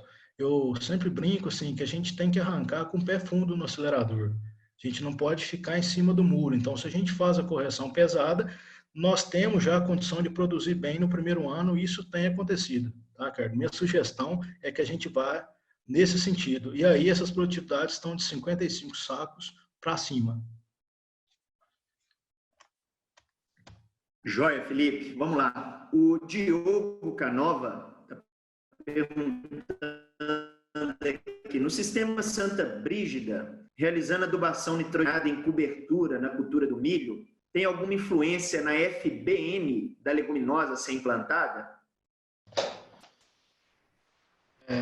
Olha só, eu não sei te fazer eu não sei dar essa resposta. Eu acredito que sim, né? Mas eu não tenho um comparativo, porque a gente sempre fazemos a adubação nitrogenada no milho. Então eu não tenho um comparativo para falar só não fizemos e o que deu, sabe? Mas eu acredito que sim vai ter influência. Joia, Felipe. Uma pergunta interessante aqui, se você tem algum dado de resultado financeiro, de viabilidade. Na reforma de pastagem, eu produzi silagem para o sistema de cria, eu acredito para sequestro, né? Estou pensando aqui, Rafael, se eu tenho alguma coisa nesse sentido, sabe? Eu não me recordo, não sei se eu tenho alguma coisa aqui, tá? Eu precisaria olhar isso e aí eu sugiro a gente pegar o e-mail e fazer um direcionamento particular depois para essa pessoa, caso eu tenha. Podemos combinar assim? Perfeito. Vamos lá, tem uma pessoa perguntando, anônimo aqui o nome, entendeu que a braquiarosiensis é uma boa opção, mas se tem algum problema de usar ela em todo o ciclo?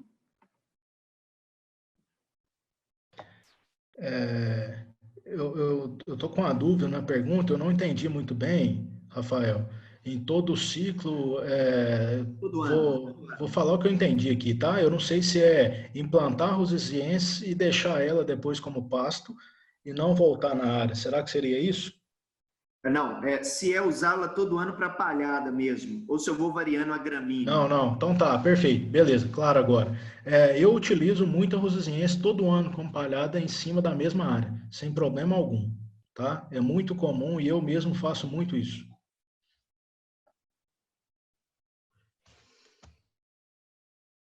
Perfeito.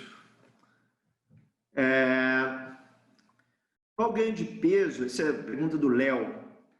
Qual ganho de peso em palhada você tem visto consumindo em um proteinado 0,2%? Essa palhada seria... Qual palhada? Vamos pensar, se for pasto de integração, aí nós estamos vindo um 0,2 aí, vai dar desempenho para nós aí de 700 gramas. Ótimo.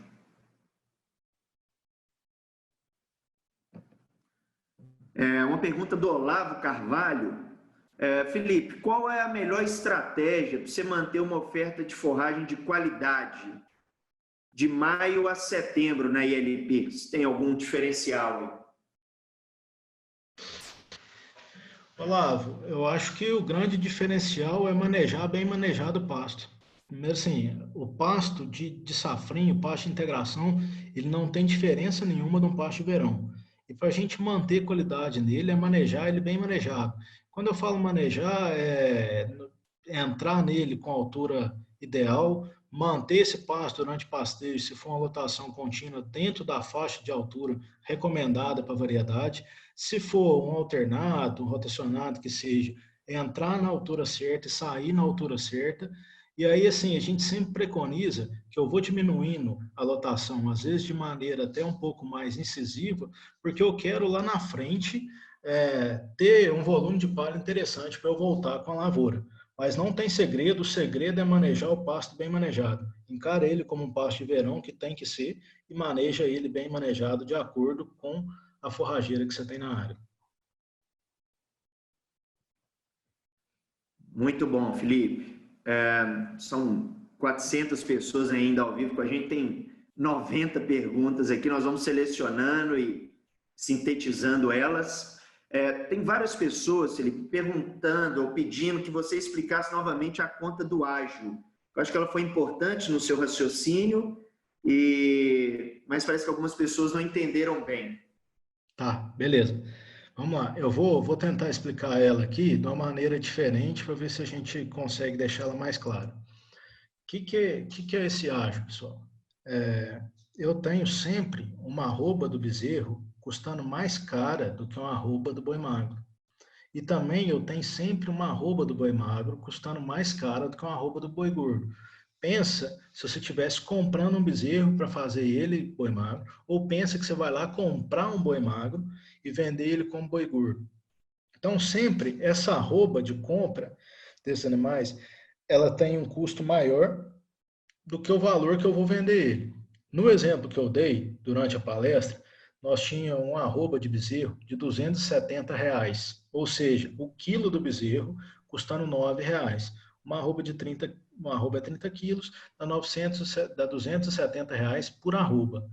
E eu ia vender esse boi magro, eu vendo esse boi magro com preço de arroba de R$210. Então, eu tenho uma diferença de 270 para 210 de R$60.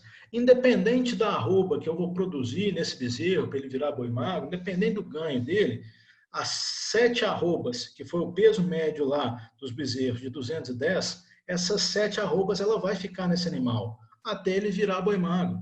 Então, essa diferença das 7 arrobas, que eu comprei ela a 270 e estou vendendo essas 7 arrobas lá na frente a 210, ou seja, esses R$60 em cada arroba, vezes a 7, de 420, eu carrego ele. Eu tenho que pagar ele. Entendeu? Pensa que eu vou vender essas 7 arrobas, esquece o restante, pensa só nessas 7 arrobas. Se eu for vender essas 7 arrobas lá no final do período, eu tenho que ter um dinheiro para eu conseguir comprar de novo 7 arrobas a 210. Então, essa diferença é o ágio que a gente precisa pagar. É só essa diferença de preço. Não sei se eu fui claro, se eu consegui explicar de uma outra maneira. Ficou claro sim, Felipe. Bom demais. Agora uma pergunta do Caico Santos, perguntando o porquê, naquele slide lá de Gurupi, o Mombaça teve melhor resultado em produtividade da soja do que as outras gramíneas. Olha só, eu já quebrei a cabeça nisso para tentar entender. Acredito que seja, se eu for seguir uma linha, acredito que seja, lembra que eu falei na apresentação que o que eu tenho de produção em cima, eu tenho de produção embaixo do solo, ou seja, de sistema radicular, então eu tenho, de uma maneira geral, maior produção de matéria orgânica nesse solo.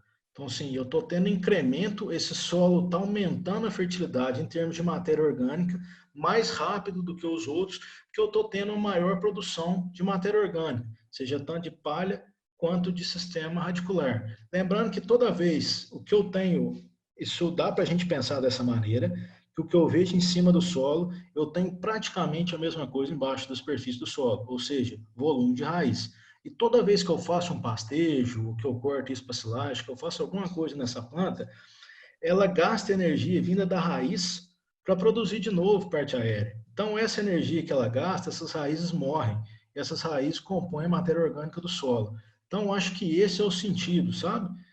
Eu interpreto dessa maneira com relação àquele resultado lá.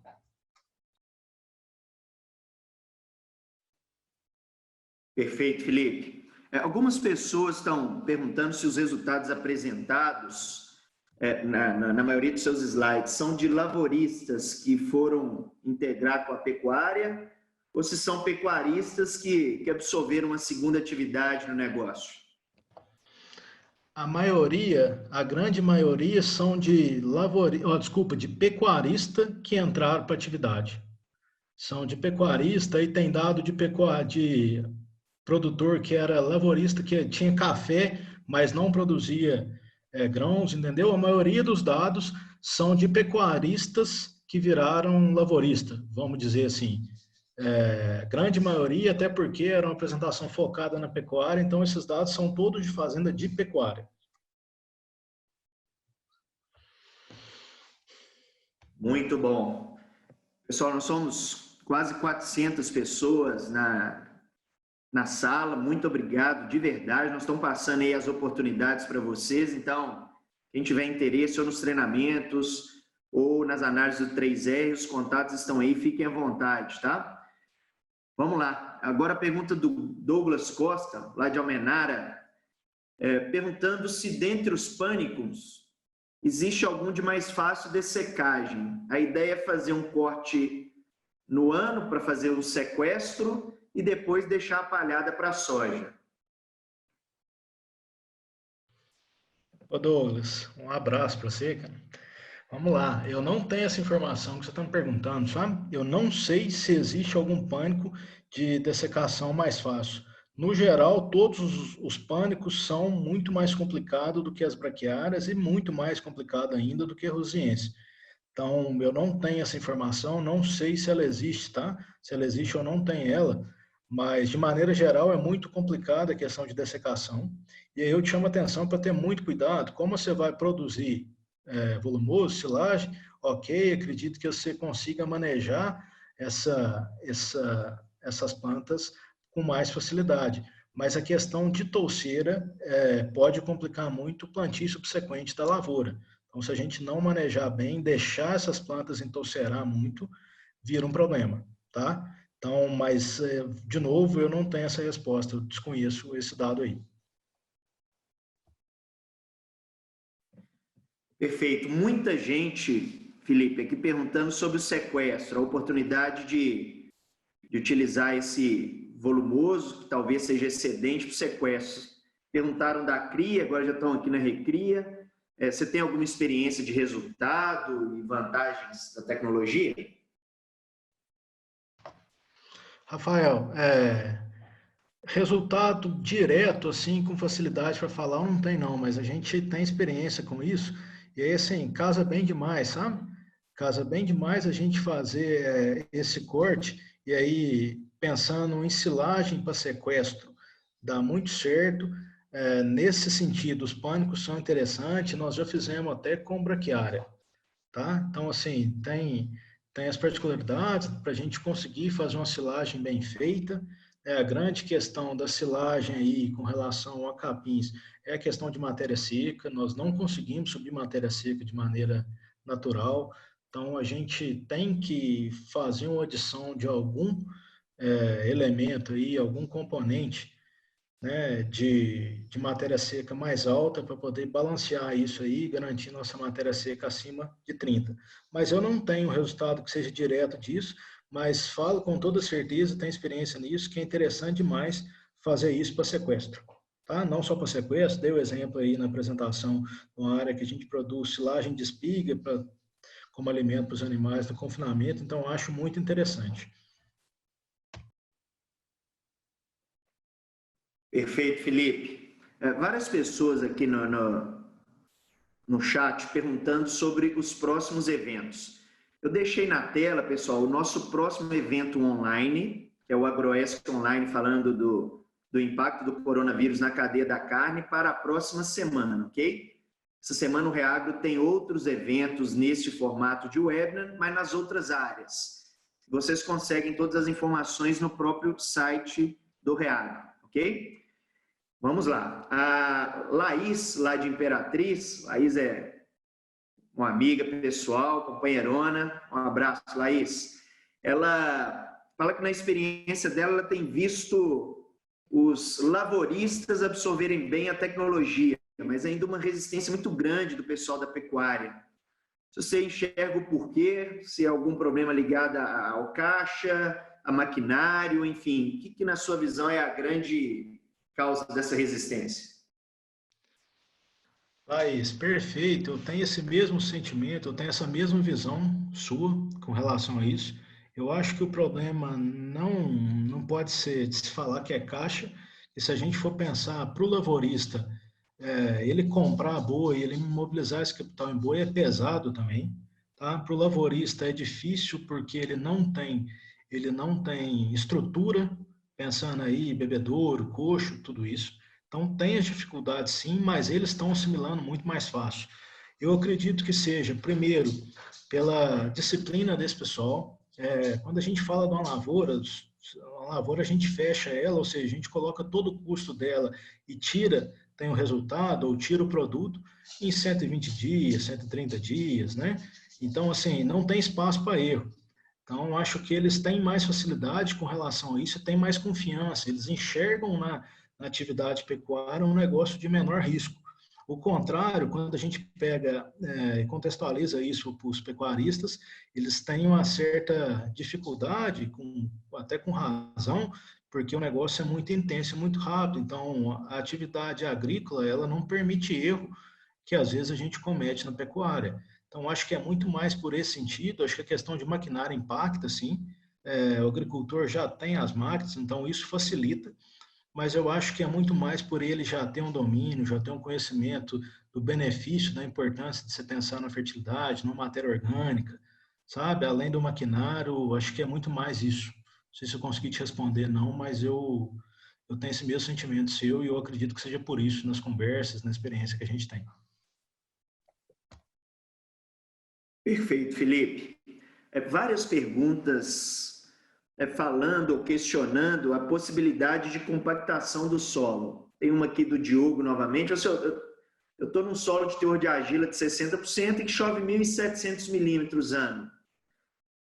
A compactação é um problema? Ou eu tenho ferramentas para sair dela, né? Como tipo de pasto, manejo da pastagem?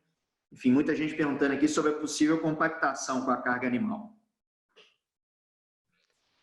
Vamos lá, para o Diogo aí, para todos os outros que estão com dúvida em relação a isso, essa compactação, ela não existe desde que você maneje pasto bem feito. Lembra, de novo, toda hora eu estou voltando lá no sistema radicular, moçada. Mas é isso, olha o volume de raiz que a gente tem. Então, essa compactação, ela é só superficial, ela dá uma impressão, mas quando a gente vai medir, de fato, através de um penetrômetro, essa compactação, ela é só superficial. Então, se eu faço um preparo bem feito, se eu faço uma gradagem pesada, eu não tenho problema nenhum com compactação, mesmo em lugares onde eu tenho muita chuva, quando eu tenho um solo arenoso. Difícil. Se você manejar bem pasto, se você não deixar rapar, você não vai ter problema com compactação. Essa crosta superficial que forma, essa compactação pequena, uma semeadora com botinha na frente, no sulco de plantio, resolve isso tranquilamente. E as raízes que estão morrendo ali após o pastejo já cria uma certa descompactação. Então não vejo problema nenhum, isso não acontece, pode ir tranquilo se manejar bem o pasto. Perfeito, Felipe. Lucas Alexandre, primeiro parabenizando pela palestra didática. Deu um exemplo aqui em relação aos solos argilosos da região de Maringá e arredores, pensando na queda de temperatura mais acelerada. Você tem algum resultado sobre a semeadura de soja? Ele falou que tem acompanhado várias áreas e tem um nicho de tratamento de sementes que tem tido um melhor resultado. Ô, Rafael, você pode repetir a pergunta aí, por favor?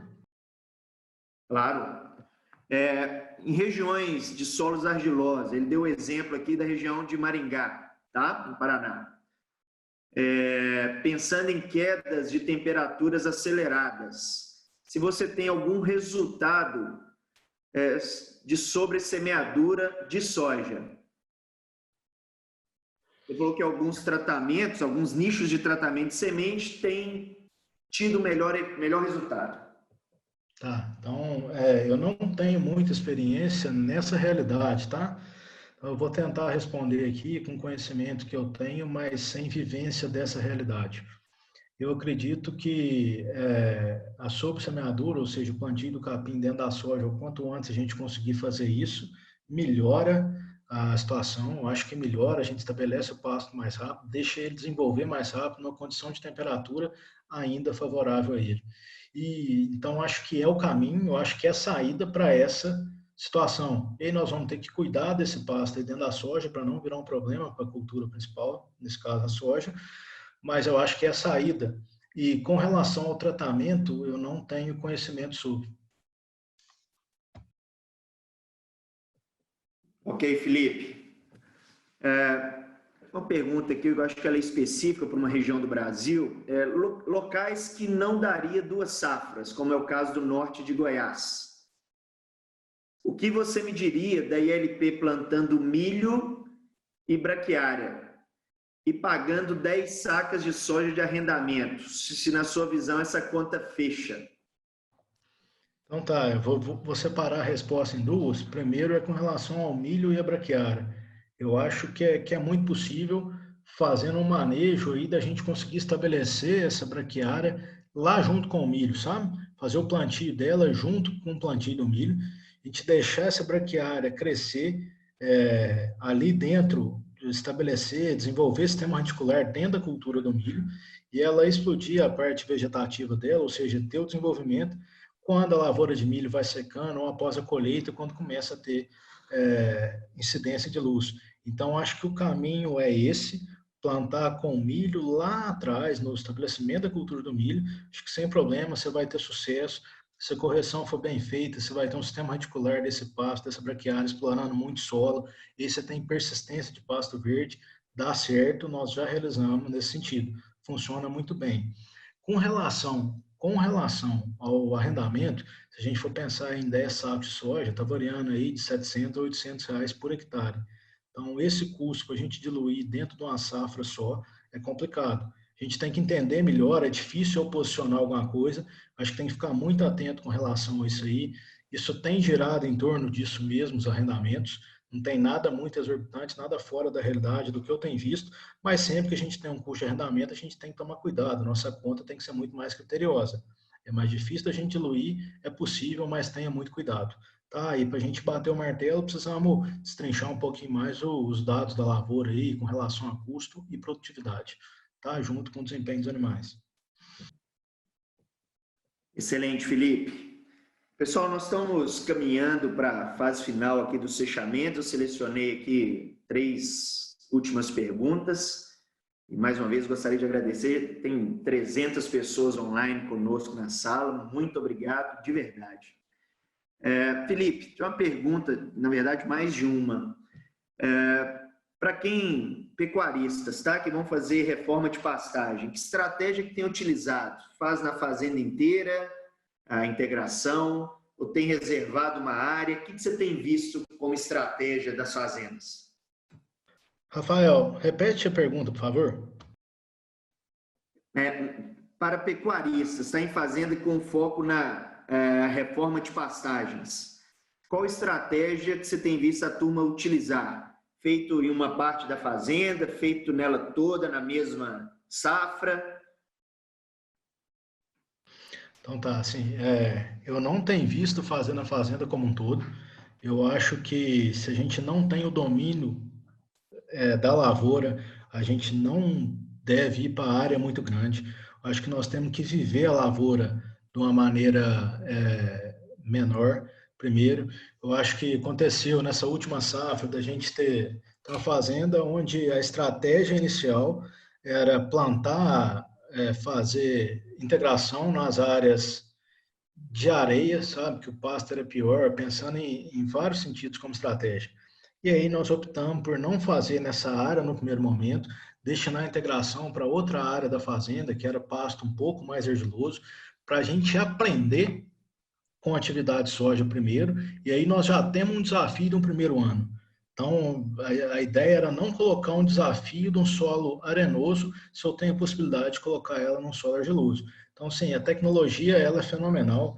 ela encaixa demais, ela garante sucesso, mas a gente tem que tomar cuidado, nós temos que viver isso, então eu não recomendo de maneira nenhuma fazer na fazenda inteira, e aí tem algumas dificuldades com relação a isso também, alguns critérios que precisam ser seguidos.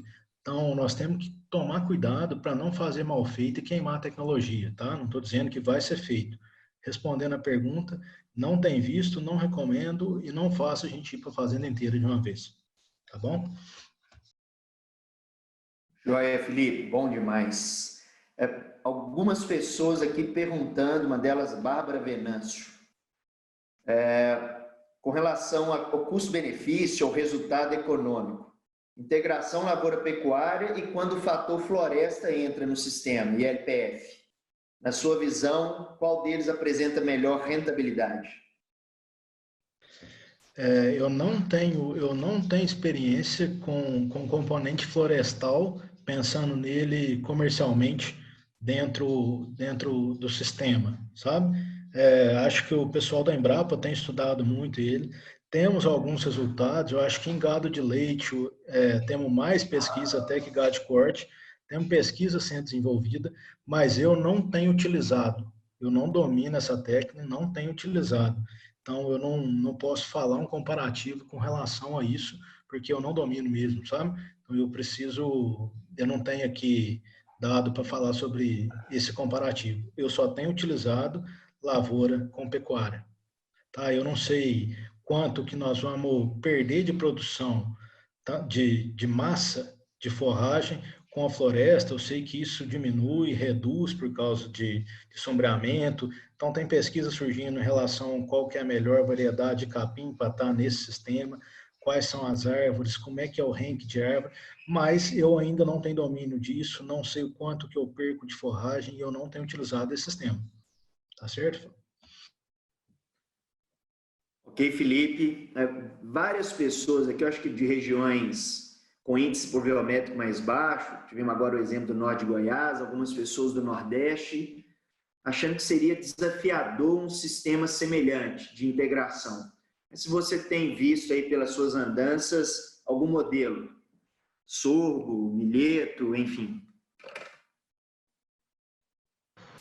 Olha só, eu não tenho dúvida que é mais desafiador o sistema, mas eu conheço gente, tem até o Fabiano, lá de Aracaju, que faz integração. Então, tem gente fazendo integração.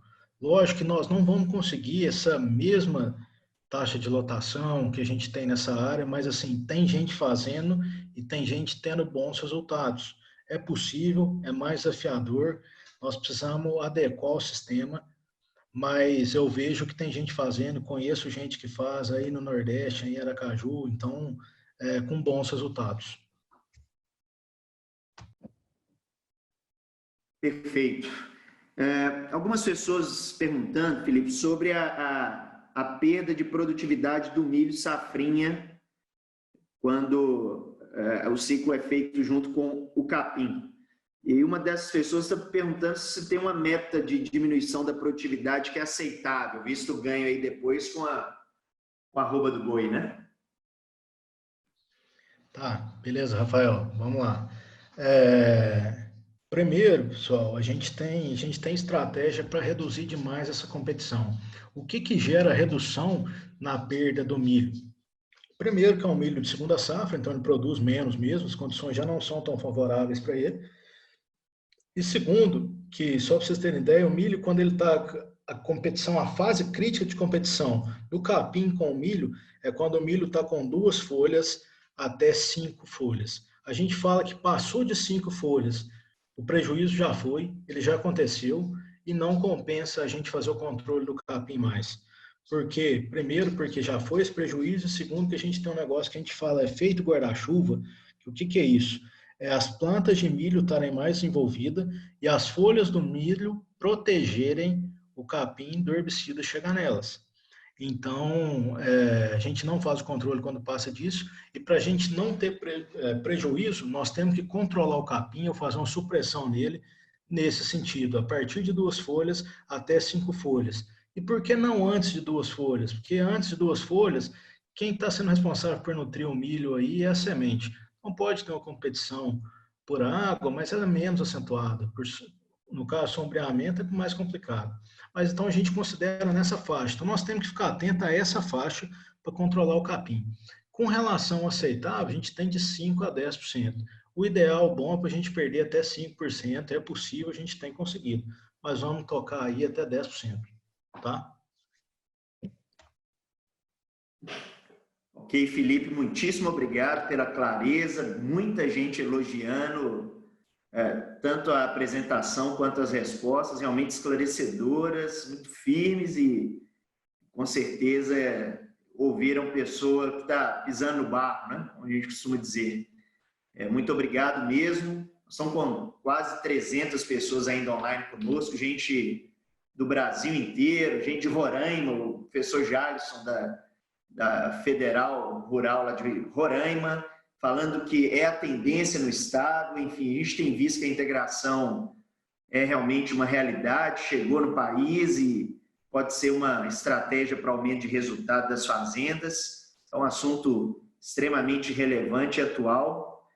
Gostaríamos realmente de agradecer todos os presentes, agradecer ao Felipe, agradecer a equipe do Reagro, do 3R, do IDEAGRE, que nos apoia diariamente na formatação desses webinars, realmente tem levado nesse momento de muita insegurança, né? Informação de qualidade para tomada de decisão aí de pecuaristas e lavouristas do Brasil inteiro.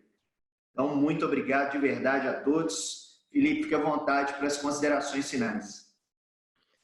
Rafael, só gostaria de agradecer aí, como você disse, a você, a toda a equipe do Reagro por essa oportunidade, a nossa equipe, né? Então, gostaria de agradecer o pessoal que está me parabenizando aí. Espero mesmo ter feito diferença para vocês, ter contribuído com alguma coisa. E aí, me coloco à disposição, pessoal. Essa apresentação vai para vocês. Vocês têm aí meu contato, tanto por e-mail quanto por telefone. Pode ficar à vontade. A gente roda bastante, então às vezes fica fora de área, demora um pouco na resposta, mas estou à disposição para qualquer outra dúvida, qualquer coisa nesse sentido, pode me procurar. E um abraço a todos, boa noite, obrigado, Rafael. Sem mais considerações. Muitíssimo obrigado mais uma vez, Felipe, a todos os presentes. E mais uma vez o convite para o nosso próximo encontro com o pessoal do Gado de Corte, quarta-feira que vem, às 19 horas. Pessoal que quiser ter acesso, o link está aí no chat, ou participando do nosso grupo de Telegram também terá as informações desse próximo e de outros eventos do Grupo Reagro, ok? Um forte abraço a todos, boa noite, bom descanso e até o próximo.